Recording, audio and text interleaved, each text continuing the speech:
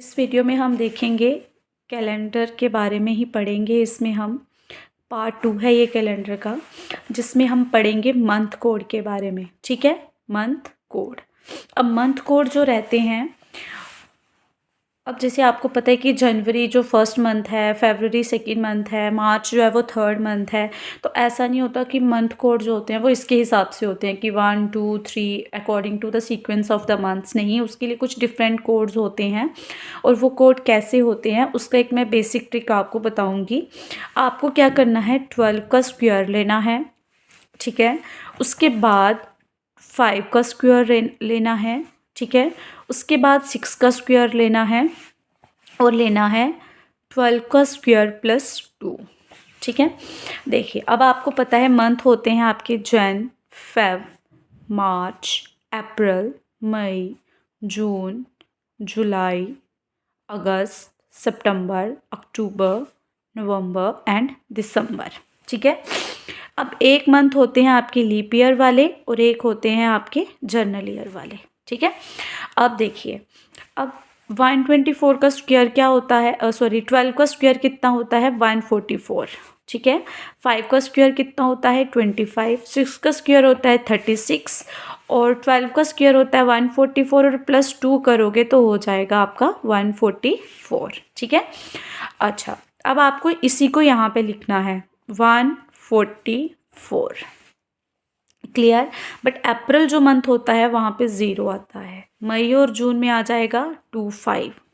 ठीक है, और उसके बाद दोबारा से जुलाई में क्या आ जाएगा, 0। अगस्त और सितंबर में आ जाएगा 36 एंड देन 146। ठीक है, ये मंथ कोड रहते हैं आपके जर्नल ईयर के लिए। अब जो आपका लीप ईयर होता है उसके लिए जो मंथ कोड होते हैं वो एज इट इज़ होते हैं, एक्सेप्ट जो जनवरी फरवरी को लेके। जनवरी का रहता है 0, फरवरी का रहता है 3 और मार्च का सेम। बाकी जो होगा वो सेम रहेगा। ये भी आपको लर्न करना पड़ेगा। ठीक है, ये भी आपको क्या करना पड़ेगा, लर्न करना पड़ेगा।